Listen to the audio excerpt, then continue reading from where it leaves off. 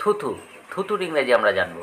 দেখুন, থুথু যখন মুখের ভেতরে থাকে তখন সেটাকে বলা হয় লালা বা লালারস। তার ইংরেজি হচ্ছে স্যালাইভা। স্যালাইভা এটা চিকিৎসা ও বিজ্ঞানভিত্তিক একটা পরিভাষা। স্যালাইভা হেল্পস ইন ডাইজেশন, লালা হজমে সাহায্য করে। এবার এই থুতু যখন ঘন হয়, অর্থাৎ সেটাকে বলা হয় কফ, যেটা ঠান্ডা বা সর্দি লেগে কাশির সঙ্গে মুখ থেকে বেরিয়ে আসে, তখন সেটাকে বলা হবে কফ। তার ইংরেজি হচ্ছে ফ্লেম, PHLEGM, ফ্লেম। যেমন too much flame indicates a chest pain, অতিরিক্ত কফ আমাদের ফুসফুসের সংক্রমণের ইঙ্গিত দেয়। এই ফ্লেম হচ্ছে একটা noun.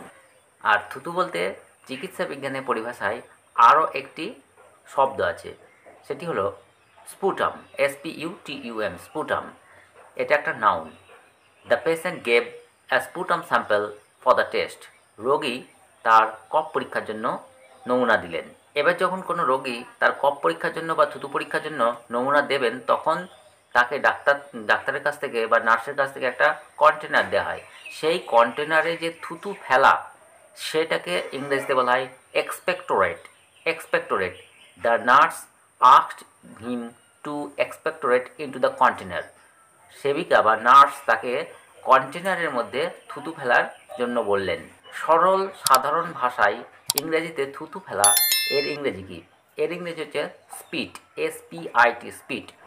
Don't স্পিট in public places, public জায়গায় থুতু ফেলো না, পাবলিক জায়গায় থুতু ফেলো না। আর যেটা ফেলা হয়, অর্থাৎ সেই দ্রব্যটা বা বিষয়বস্তুটা হচ্ছে নাউন, তখন সেটার ইংরেজি হচ্ছে এ স্পিট।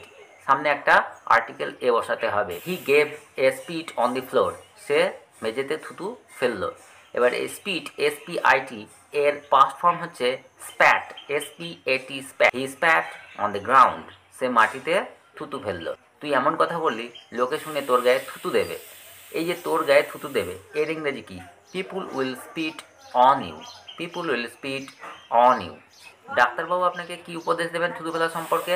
You should not spit here and there as it spreads germs, যেখানে সেখানে থুতু ফেলা উচিত না, যেহেতু এটা রোগ ছড়ায়। আর যখন পাবলিক নোটিশ দেওয়া হবে, তখন সেটাকে কীভাবে বলা? Spitting in public places is strictly prohibited, অর্থাৎ প্রকাশ্য জায়গায় থুতু ফেলা একেবারে আইনত নিষিদ্ধ। এবার থুতু ফেলা সংক্রান্ত বা স্পিট সংক্রান্ত কয়েকটি এক্সট্রা বোনাস বা ইডিয়ামসের ব্যবহার, যেমন স্পিট ইট আউট, মানে মুখের মধ্যে কোনো কথা, মনের মধ্যে কোনো কথা না রেখে প্রকাশ করে দেওয়া, বলে ফেলা। Come on, just spit it out, মুখে লুকিয়ে রাখো না কথাটা, যে বলে ফেলো। স্পিট ইট আউট, বলেই ফেলো। আরেকটি ইডিয়াম স্পিটিং ইমেজ, মানে হুবহু দেখতে একই রকম। He is the spitting image of his father, সে তার বাবার মতোই একবারে হুবহু দেখতে। তাহলে এখন থেকে থুতু এবং থুতু ফেলার ইংরেজি আর কঠিন মনে হবে না। আজকের ভিডিওতে আমরা জানলাম স্পিট, স্প্যাট এবং কিছু ইডিয়ামস। তা আজ থেকে আর not to spit but speak English.